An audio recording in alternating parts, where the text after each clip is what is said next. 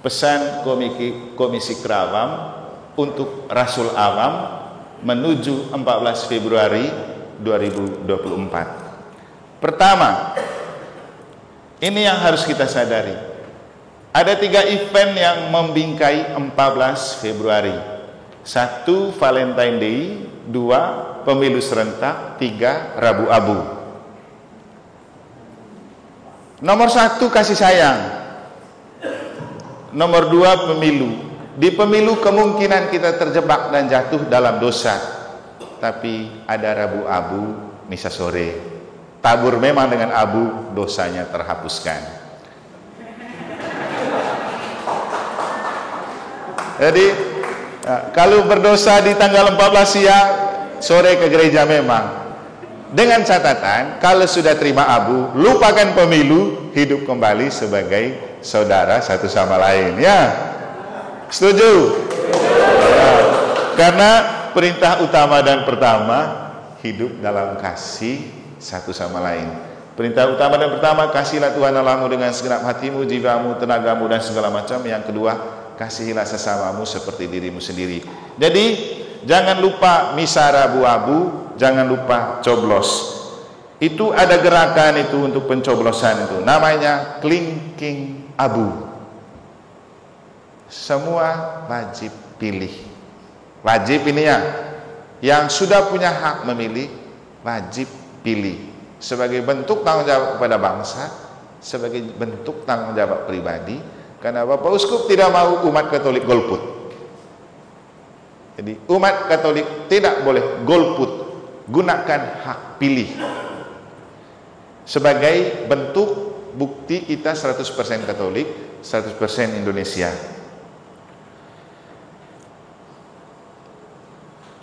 Ya, sudah saya jelaskan kasih sayang itu kenapa. Itu nomor 1 dan utama. Pemilu itu nomor 2, pertobatan itu nomor 3. Itu ada dalam lingkaran yang saling berhubungan. Jadi kita diperintahkan untuk mengasihi. Waktu pemilu pasti kita tanggalkan kasih, itu pasti. Karena kita akan memilih sesuai dengan hati nurani. Dan kadang kalau kita tidak ngefans, kita pasti membenci kan. Yang ngefans nomor 1 pasti tidak suka nomor 2 dan 3. Yang ngefans nomor 2 tidak suka nomor 1 dan 3. Yang ngefans nomor 3 tidak suka nomor 1 dan 2. Nggak apa-apa, itu manusiawi. Namanya pemilu, pesta demokrasi. Tapi kalau kita sudah baku gesek dan saling menyakitkan dan melukai karena pemilu, seperti pesan saya, jangan lupa terima abu, Rabu Abu. Karena Rabu Abu adalah tanda pertobatan. Kita kembali bertemu dengan Tuhan, kita kembali berdamai. Jadi habis pemilu langsung berdamai, kembali hidup dalam kasih untuk gereja sinodal. Kepada para caleg, pesanannya begini. Caleg itu musiman, tapi Katolik itu kekal. Di keuskupan saya kasih pesan, caleg itu tergantung nomor urut dan partai, tapi Katolik itu selalu nomor 1. Artinya Katolik harus tetap di hati. Nah, mereka yang ikut caleg itu tetap 100% Indonesia, 100% Katolik. Jangan hanya politik saja, lupa Katoliknya. Jangan hanya Katolik saja, jangan lupa berpolitik. Dan mereka itu pemberani, berani untuk memutuskan terlibat. Itu kita harus acungi jempol keberanian mereka. Kita lain takut-takut.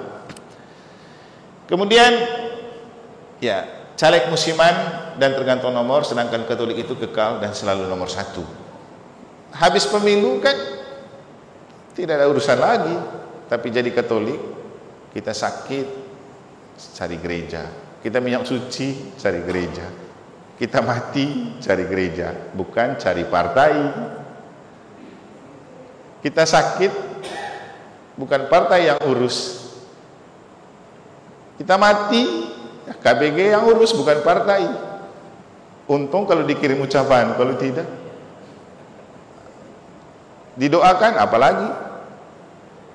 Nah, maka pesannya, bertandinglah dalam kekuatan dan sebagai ekspresi iman yang tangguh, dengan dibingkai oleh Allah Tritunggal. Itu ada di kitab suci 2 Timotius 4:7-8. Ini saya dapatkan waktu saya beri khotbah dan wejangan di kantor sekretariat Nasdem waktu Natal bersama. Jadi kita itu pergi untuk bertanding, mempertandingkan iman. Siapa yang paling beriman? Tetap dalam nama Bapa dan Putra dan Roh Kudus.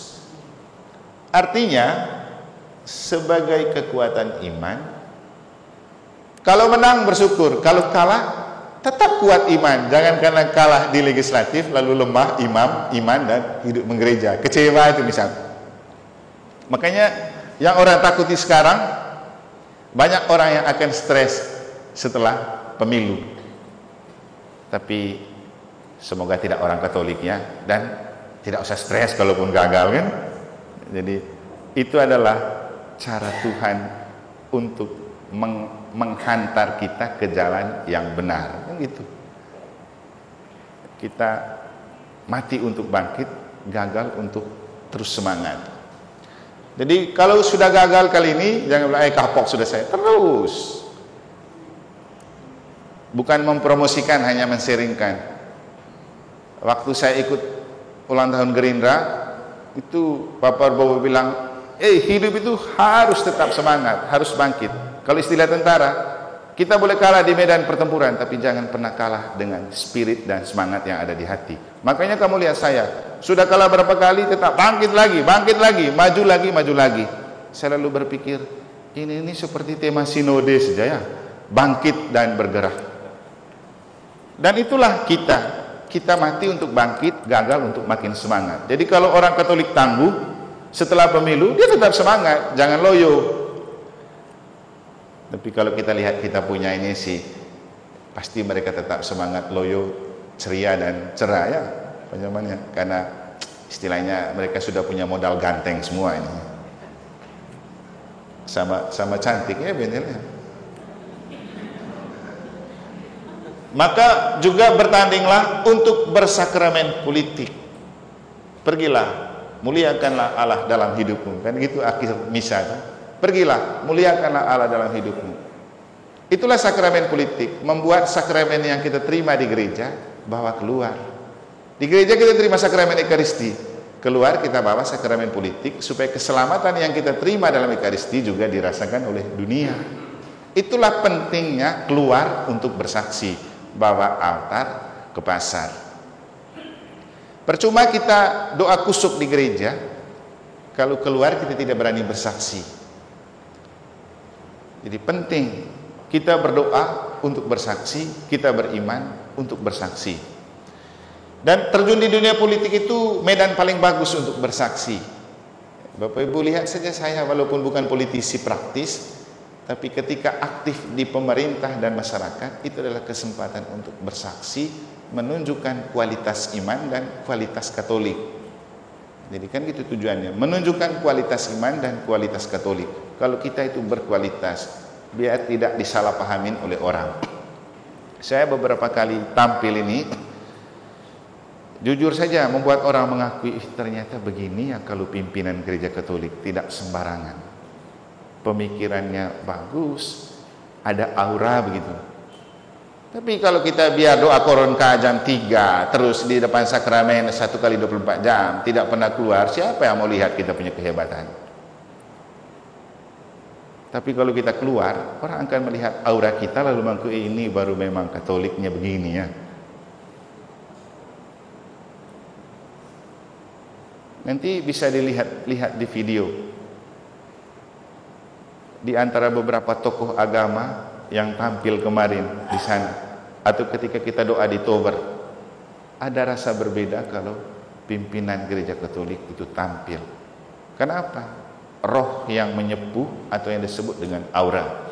Begitu juga Rasul Awam.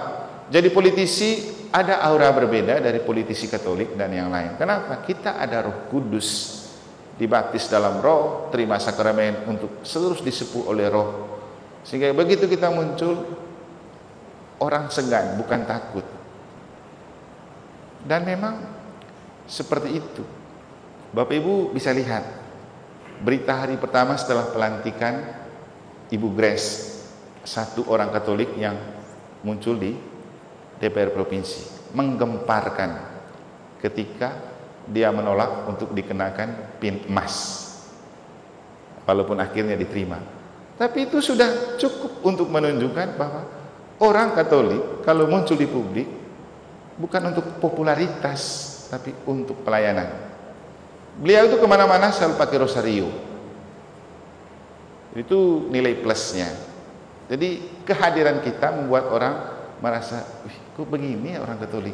Dan politik kan harus kompromi, tapi kadang-kadang kita menunjukkan juga aspek ketegasan dan kejujuran. Jadi itu maksudnya. Orang segan karena kita tegas itu lebih bagus daripada orang takut karena ketakutan-ketakutan lain. Atau orang segan lihat kita karena kita punya pribadi yang berpengaruh, itu lebih baik daripada orang takut dengan kita karena kita punya preman. Kan begitu juga kan? Karena ada pemimpin yang begitu juga, ditakutin masyarakat karena dia punya bodyguard dan preman.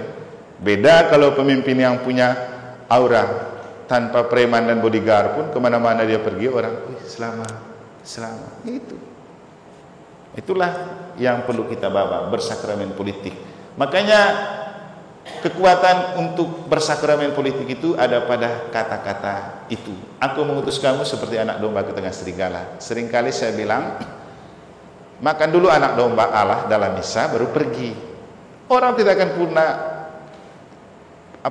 kita pasti tidak takut walaupun ditantang. Dan kadang-kadang juga orang tidak akan sembarangan mengganggu kita. Mereka takut karena ada sesuatu yang disegani dari dalam diri kita. Waktu saya ke Bima Dongku dan Sumbawa, mereka selalu mengeluh, kita ini minoritas, Romo, tidak bisa kita muncul di sana.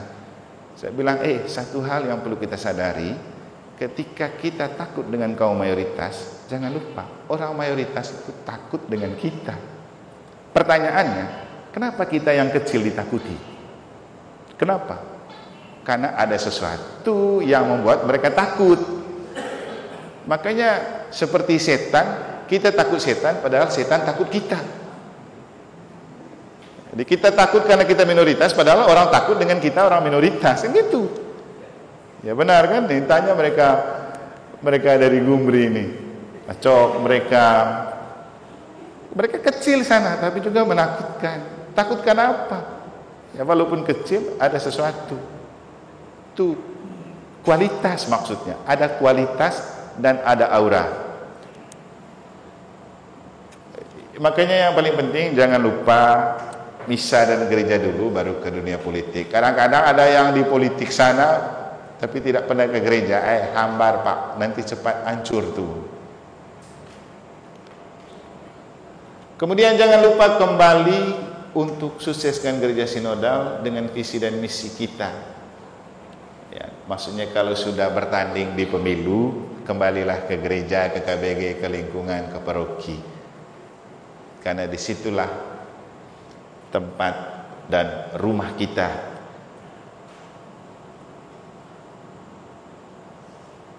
Partai itu seperti kos partai itu. Kenapa? Ya, belum tentu kita di satu partai yang sama kan. Besok-besok rubah-rubah lagi. Ada beberapa orang yang macam tiap pemilu rubah terus partainya kan. Memang begitu. Itu rumah singgah saja seperti kos, tapi rumah yang kekal itu ada di gereja. Makanya jangan karena demi partai Anda merusakkan dan memporak-porandakan gereja. Seperti yang saya katakan dari awal, apa-apa kita tidak oleh partai diurus. Kita mau nikahkan anak, baptiskan anak, tidak mungkin ketua partai kita minta rekomendasi. Pasti kembali ke KBG lingkungan. Jadi jangan karena pemilu merusak hubungan dalam hidup berkeluarga dan bergereja. Mana dia? Ya.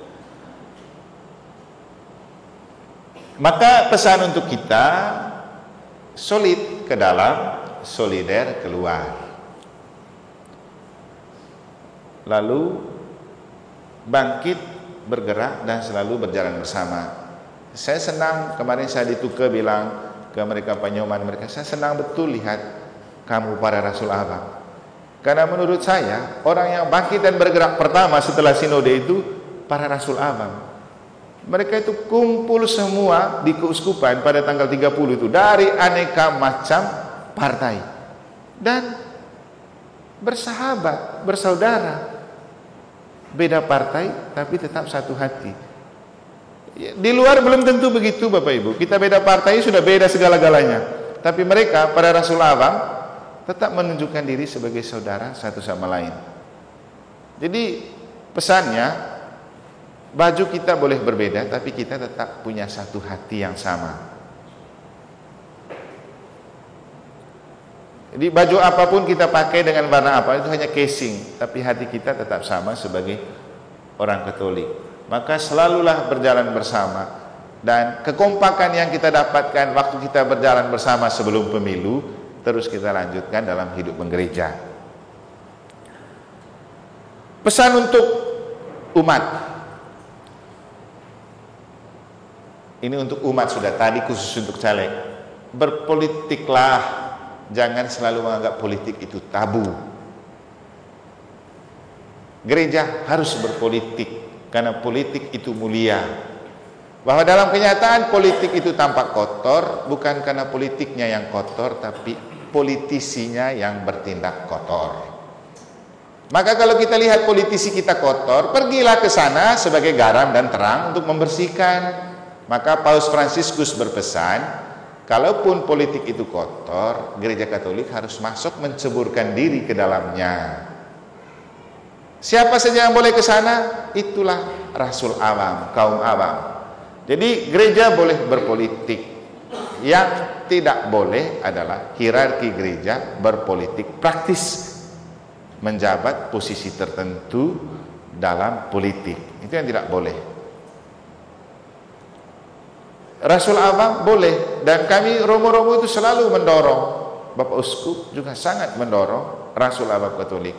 Kalau Bapak Uskup tidak mendorong, ngapain dia suruh saya jadi ketua komisi kerabat? Kalau tidak mendorong, ngapain dia capek-capek pergi misa untuk para caleg, lalu duduk untuk berbicara bersama para caleg sampai jam 10 ya waktu itu. Bapak Uskup loh. Saya melihat Bapak Uskup kita aja yang setia betul menemani para caleg. Kenapa? Karena dia memang rindu untuk merasul awam di dunia politik. Yang kedua, ikut coblos, jangan golput. Jadi hak dan kewajiban kita sebagai 100% Katolik, 100% Indonesia, atau yang dalam kitab suci disebut oleh Yesus, berikanlah kepada Kaisar apa yang menjadi hak Kaisar, dan kepada Allah apa yang menjadi hak Allah. Jangan hanya tuntut bansos saja tapi tidak beri suara di pemilu. Kalau sumbangan terdepan, kalau pemilu malas. Waktu kita pertemuan di keuskupan bersama Bapak Uskup, Hiro tanya begini, Bapak Uskup kalau tidak coblos itu berdosa enggak? Bapak Uskup senyum-senyum saja.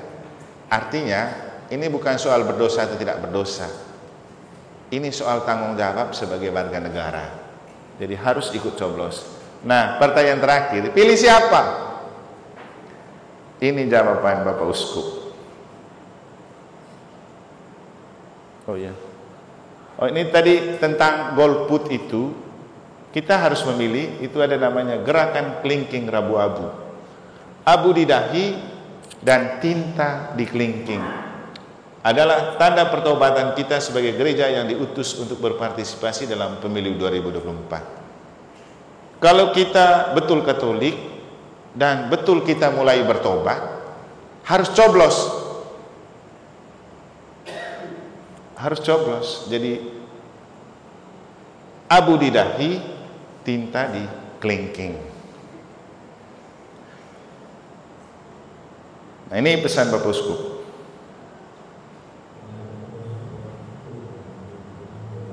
Jelasnya.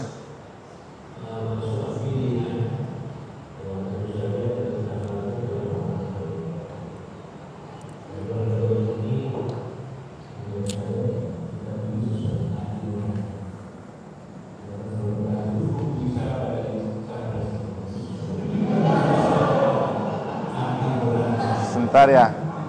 Coba saya pakai yang ini, siapa tahu lebih jelas.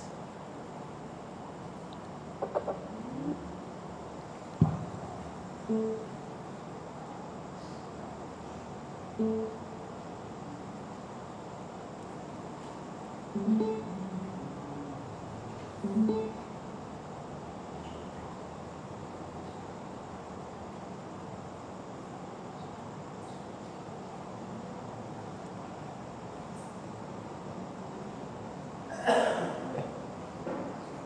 mati Bluetooth yang sana itu.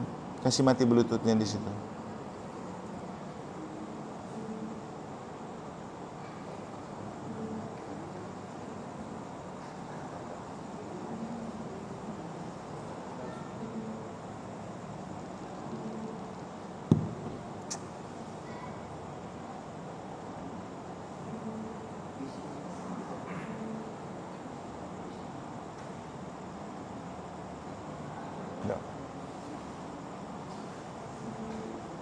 Sudah. Jangan tekan lagi. Ada teman supaya ikut dalam pendidikan politik. Soal pilihan, ya tentu saja kita utamakan dalam orang Katolik. Dari orang Katolik ini, menurut saya kita pilih sesuai hati. Ada teman supaya ikut dalam pendidikan politik.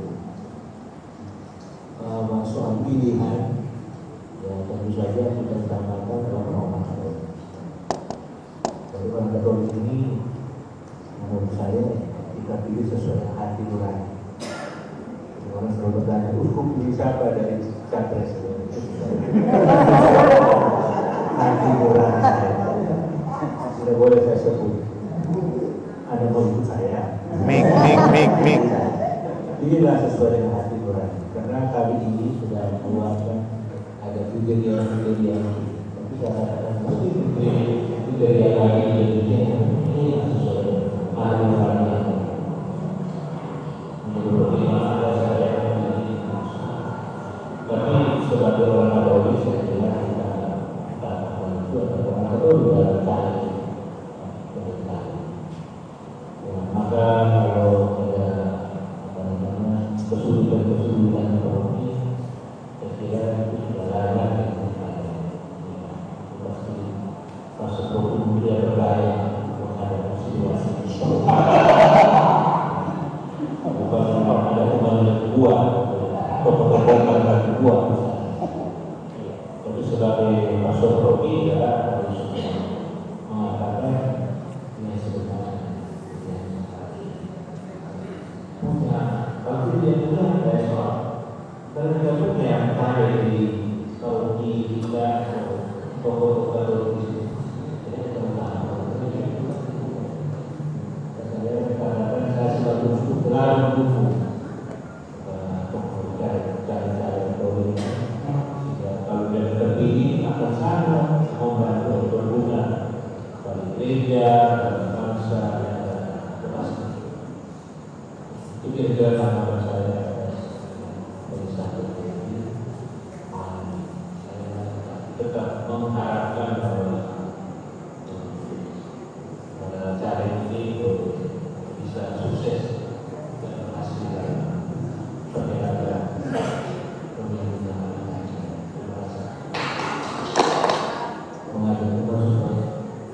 Oke, ini intinya. Kalau tadi tidak bisa didengar dengan jelas, hanya mau menunjukkan Bapak Uskup punya suara untuk pilihan. Pertama, pilih sesuai dengan hati nurani. Untuk hati nurani juga ini bisa memilih dengan baik, perlu kita kenal diri siapa kita, juga perlu kenal pilihan. Jangan ikut arus. Kenal diri itu artinya begini. Saya ini kaum minoritas, maka pilihan saya juga harus mempertimbangkan apakah keberadaan saya sebagai minoritas nanti dijamin begitu atau diperhatikan. Jangan asal pilih, maka pilih yang memang menghargai semua kelompok. Dan kita harus kenal pilihan kita. Bisa kita kenal dengan kita sudah lama bergaul dengan dia, bisa juga dengan orang lain yang memang tahu tentang orang itu. Jangan karena waktu musim pemilu baru kita kenal langsung percaya gitu kan gitu. Kemudian kita pilih caleg Katolik, itu pesan Bapak Uskup. Kenapa harus caleg Katolik? Nanti kita lihat. Lalu caleg Katolik yang seperti apa? Pasti beriman. 2, menggereja. Ada caleg Katolik yang tidak pernah ke gereja. Lalu dia mau menyuarakan siapa di sana? Dia tidak tahu tentang hidup menggereja, baru dia bilang saya atas nama gereja. Kau tidak tahu tentang gereja, baru kau bicara apa di sana tentang gereja? Yang ada adalah menjual gereja, kan? Karena ya, di gereja kenyataannya lain, di sana dia jual lain. Jadi pilih caleg Katolik yang beriman dan menggereja. Lalu yang punya peluangnya lebih oke, biar tidak buang-buang suara. Kalau di Kuskupan saya ingatkan, kalau caleg itu hanya sekedar pelengkap kota, ngaku baik-baik, katakan sejujurnya, saya ini cuma pelengkap kota, tolong suara kita tetap difokuskan ke sana. Gak apa-apa. Daripada kita buang-buang suara kan, nanti jadi kumpulan suara yang terbuang.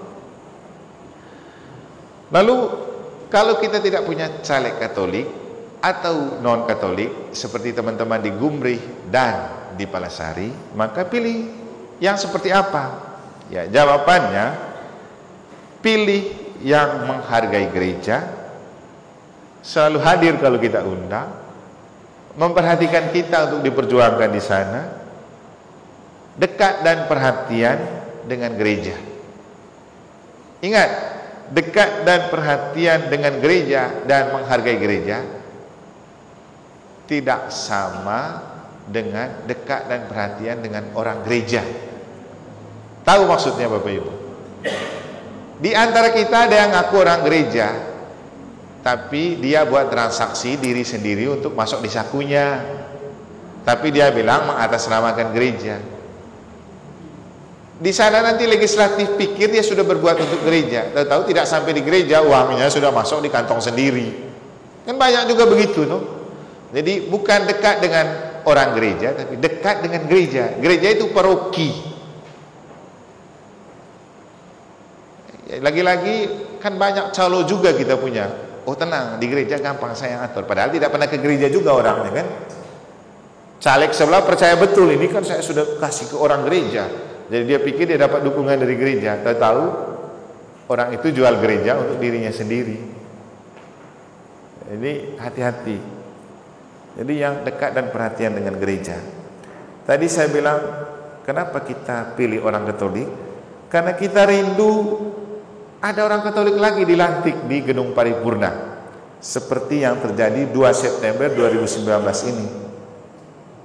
Ini waktu Ibu Grace dilantik, seperti yang sering saya bilang, dia adalah satu-satunya anggota dewan di antara 54 anggota dewan yang bukan hanya Katolik, non Hindu.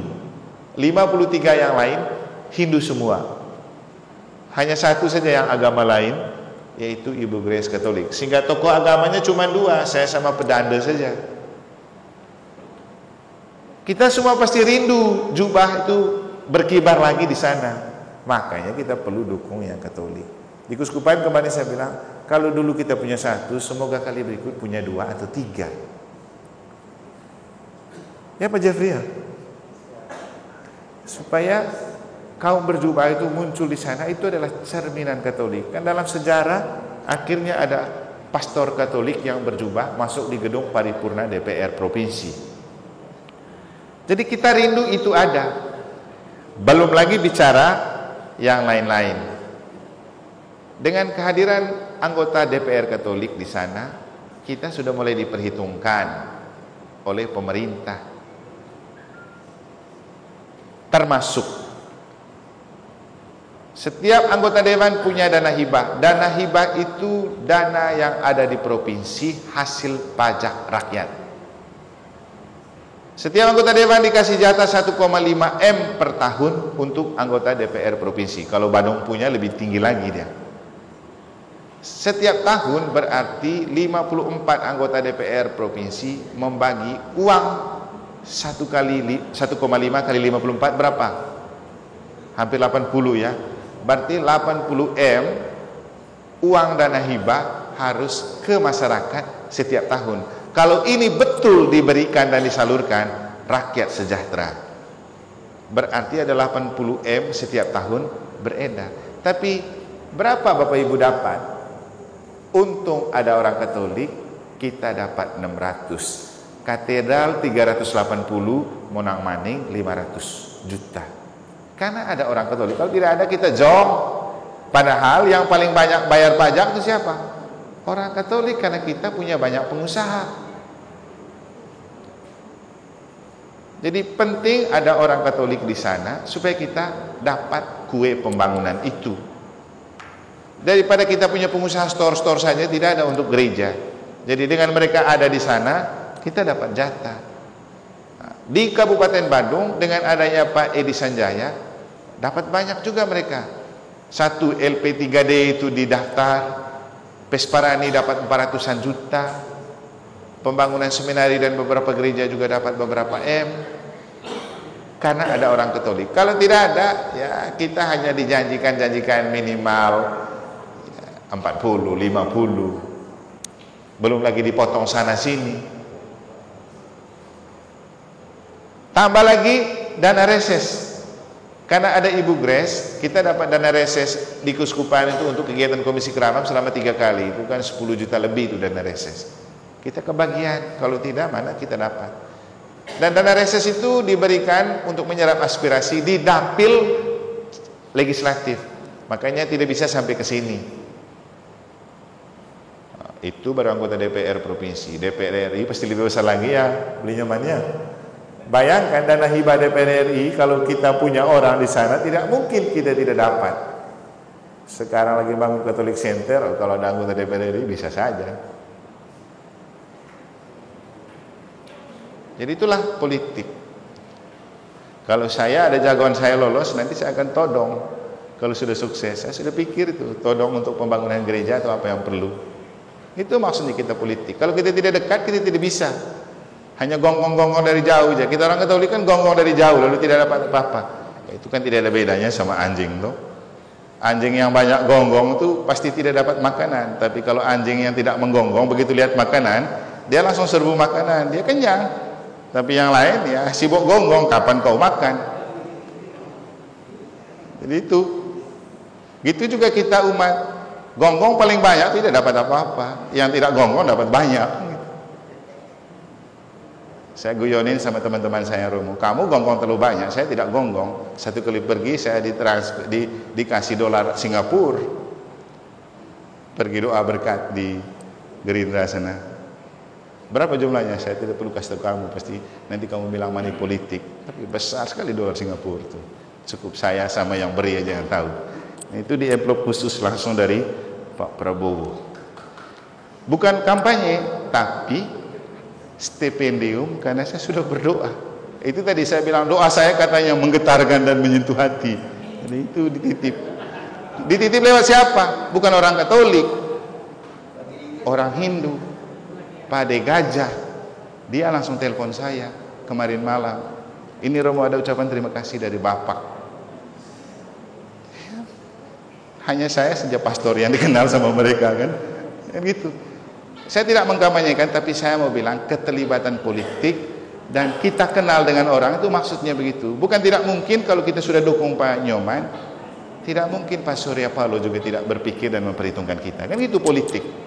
Jadi makanya saya bilang tadi, cari yang kita kenal, punya perhatian kepada gereja. Lalu siapa lagi yang perlu kita dukung kalau tidak ada yang Katolik? Ya, ini kemarin kita hadiri acara 80 berapa tahun Gumri ya? 85. Politik itu prinsipnya think global, act lokal. Berwawasan global, bertindak lokal. Artinya kita pilih sesuai dengan kepentingan dan kebutuhan kita. Macam kita di negara pasti punya pilihan sesuai dengan konteks kita. Teman-teman di Gumri punya pilihan sesuai dengan konteks mereka. Jadi kalau mereka sudah rasa dekat dengan orang tertentu dari partai tertentu, wajar mereka dukung dia karena dia sering hadir dan memperhatikan gereja. Jadi begitu. Dan kita tidak bisa paksa satu sama lain karena kita masing-masing punya kepentingan. Kalau saya sih prinsipnya, makin kita bermain di banyak kaki, kita punya peluang selalu makin ada. Karena siapapun yang akan naik, kita selalu dapat jatah. Jangan terlalu kumpul di satu kelompok. Nanti kita di blacklist di situ. Itu kalau sudah di blacklist sampai kapanpun tidak akan pernah dapat. Mungkin BKRI ada pertanyaan? Ada pertanyaan? Soalnya saya lihat mereka diskusi itu. Mungkin ada pertanyaan. Kalau tidak ada, ya dengar dulu. Kan gratis ini ilmu ini. Kalau di tempat lain saya dibayar mahal kalau mau sombong ya. Di paroki sendiri gratis. Jadi tolong dengar. Jadi ini orang yang kita pilih kalau tidak ada yang Katolik. Yang seperti begini juga. Bagaimana mungkin kita masuk di gedung atau ruang sekretariat yang mewah seperti ini kalau tidak ada orang Katolik di sana yang berpengaruh? Untung ada caleg Katolik di sini. Kalau tidak ada, kalau dia dekat dan perhatian sama kita, ketika tidak ada yang Katolik, kita dukung. Nah, syukur ada yang Katolik, lebih dukung lagi. Besok-besok kalau kamu mau rekoleksi di Denpasar, kontak saja Pak Nyoman. Kami mau pakai gedungnya untuk kami rekoleksi. Bisa. Kenapa tidak? Benar kan? Benar. Daripada kamu bayar hotel di sana, pergi aja rekoleksi di sini. Bisa. Dan gara-gara ada orang Katolik dan punya perhatian untuk gereja Katolik, imam itu selalu dipanggil untuk ke sini memberikan berkat. Di gedung sana saya bilang, saya rasa istimewa sekali. Jubah kami ini tidak gampang loh, tidak mudah masuk di ruangan institusi dan partai. Kalau tidak ada orang di sana, kita tidak bisa masuk. Seperti di Bali Beach, Sanur Beach kemarin, tidak mungkin ada pastor berjubah kalau tidak ada orang di dalam yang jadi channel. Ada Kayusdi dekat dengan De Gajah, dan maaf, kita mungkin mengenal di medsos atau kaca ya. Bukan promosi lagi-lagi, karena saya sudah ketemu dan kenal. Para Bobo itu punya banyak keluarga Kristen. Dan dia sangat memprioritaskan orang Kristen dan Katolik ada di dalam. Makanya kemarin saya itu tidak diduga ke sana. Karena saya pergi ketemu pertemuan Unio setelah acara di Gumri, lalu Rasul Awam di Tuke. Lalu ditelepon, Romo boleh besok ke Bali Beach. Untuk apa? Kita rayakan ulang tahun Gerindra. Pak Prabowo minta harus ada pastor di antara para tokoh agama untuk berdoa. Bagaimana? Romo bisa? Kan Romo Komisi Kerawang. Kita Rasul Awam butuh. Ya sudah, saya bilang oke, gas. Dan saya disapa khusus loh di sana. Ini keadaan ketika saya sudah sampai di sana.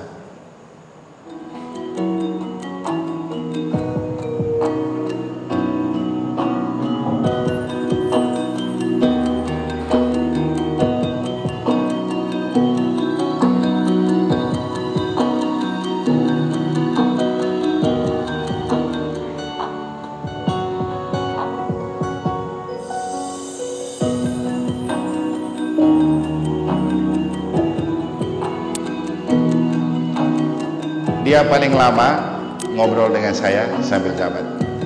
Kalau yang lain sepintas-sepintas. Nah, dengar sekarang dia punya sambutan. Tokoh agama yang hadir, Bapak Jero Komang Murtawan, Romo Eman Anau, Siap. Ketua Komisi Kerawang Pusat Pastoral Keuskupan Denpasar.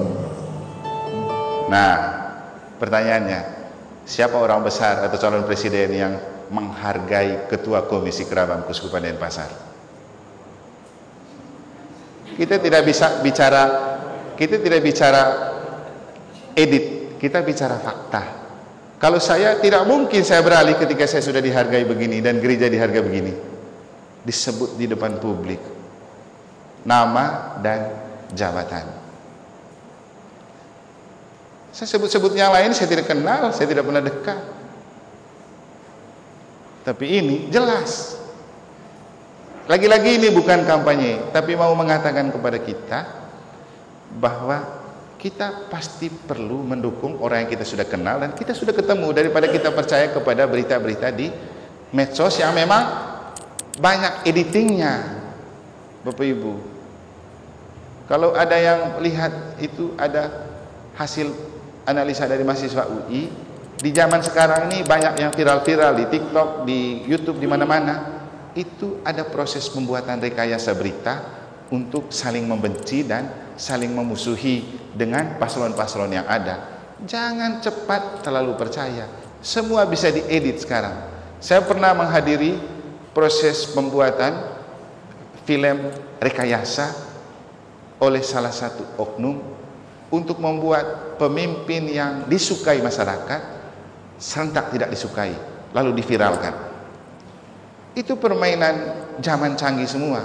Maka saya bilang jauh lebih baik kita mendukung yang kita sudah ketemu, kita sudah kenal, kita sudah dekat, ya, seperti di antara banyak anggota calon DPR RI yang kita sudah kenal, kita sudah ketemu, kita sudah dekat. Kan ini Pak Nyoman Winata, cari apa lagi yang ada dalam bayang-bayang, dalam foto dan dalam berita, yang real saja. Ini gambaran. Akhirnya Bapak Uskup mendukung semua caleg. Buktinya dia merayakan Ekaristi, dia memberikan berkah, dia mengutus, dia memberikan wejangan.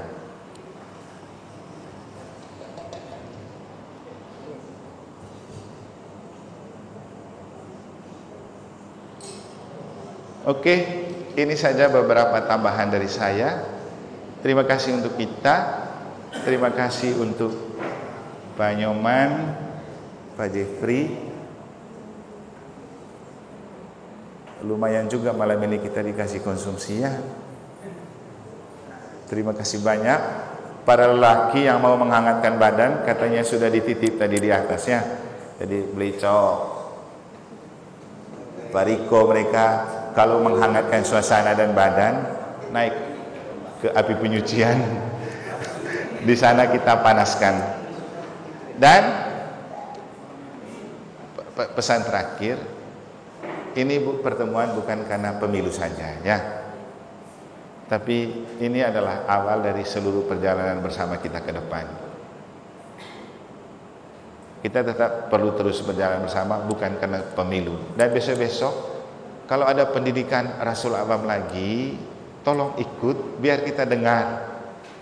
Biar kita tidak dengar dari apa kata orang. Jangan juga terbuai dengan beberapa umat yang mungkin kelihatan sudah mentereng, sudah pintar, sudah jam terbang tinggi, lalu dia bicara banyak tentang politik gereja. Tidak, itu bagiannya Komisi Kerawang. Biar dia pintar, biar dia apa, omong kosong. Kalau tidak punya wewenang, dia tidak punya hak untuk bicara politik.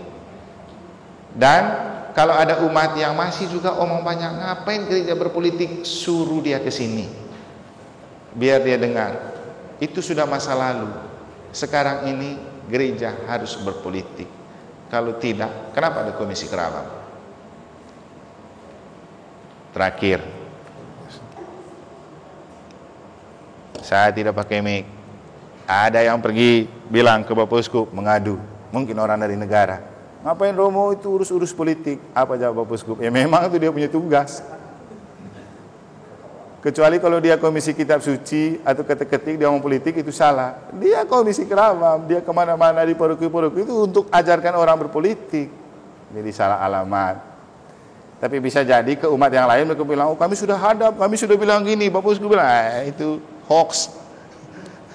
Kan banyak juga begitu tuh, jual-jual gitu. Padahal lain ceritanya di sana, lain ceritanya di sini, lain di situ. Nah, itulah zaman now. Jadi hoax lebih besar daripada kenyataan. Akhirnya terima kasih untuk kita semua, terima kasih untuk kehadiran kita. Tetap bersatu dalam doa dan saling mendukung. Memang rasanya mustahil karena kita sedikit dan kecil, tapi dalam iman tidak ada yang mustahil. Kalau Tuhan bekerja, apapun yang tidak mungkin menjadi mungkin. Kita tidak pernah berpikir bahwa ada orang Katolik yang jadi legislatif di provinsi. Yang kita pikirkan hebohnya di sini, yang calon kuat ada nama Kayusdi mereka, ada nama Pak Komang mereka, ada macam-macam. Tahu-tahu yang diutus Tuhan siapa? Grace Anastasia dari Jawa jadi anggota Dewan Provinsi Bali dari PSI. Kaget semua kita. Dari mana ini orang? Kita tidak tahu kan? Ya itulah cara Tuhan bekerja. Saya selalu bilang kepada orang-orang, juga kepada romo-romo, kami tidak pernah berhenti untuk pergi turba terus ajar politik. Dulu kita ngomong sakramen politik, semua orang meremehkan, meragukan, mempersoalkan, mempersalahkan. Wah. Tapi ketika setelah itu apa? Tuhan jawab kita punya perjuangan dengan kasih 2 orang legislatif Katolik. Kan rekor itu. Jadi sejak kita jadi Komisi Kerawang 2018, langsung 2019 dikasih 2. Semoga keteguhan kali ini juga membuat tambah. Kalau bukan lagi 2, 3, 4 ya. Kita titip ke Pak Nyoman mereka. Mumpung beli punya posisi sentral, jaga baik kita punya domba-domba ini. Kalau bisa di antara mereka ada yang naik, dan kalau bisa memang Pak Nyoman sendiri kami harapkan untuk moncreng di pusat. Kalaupun tidak, apapun strategis dan posisi strategis lain di Nasdem, jangan lupa Gereja Katolik. Oke ya. Sekian dan terima kasih. Saya kembalikan ke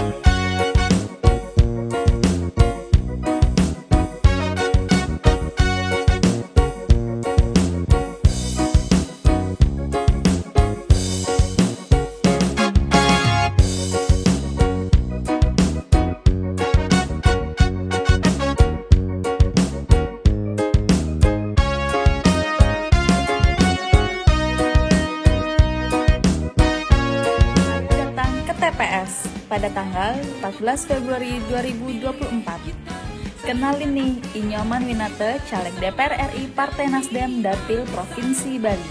Saat di TPS, cari surat suara berwarna kuning untuk DPR RI Partai Nasdem. Cari Partai Nasdem nomor urut 5, lalu coblos caleg nomor urut 7 Inyoman Winata. Coblos nomor urut 7 dan mohon doa serta dukungannya.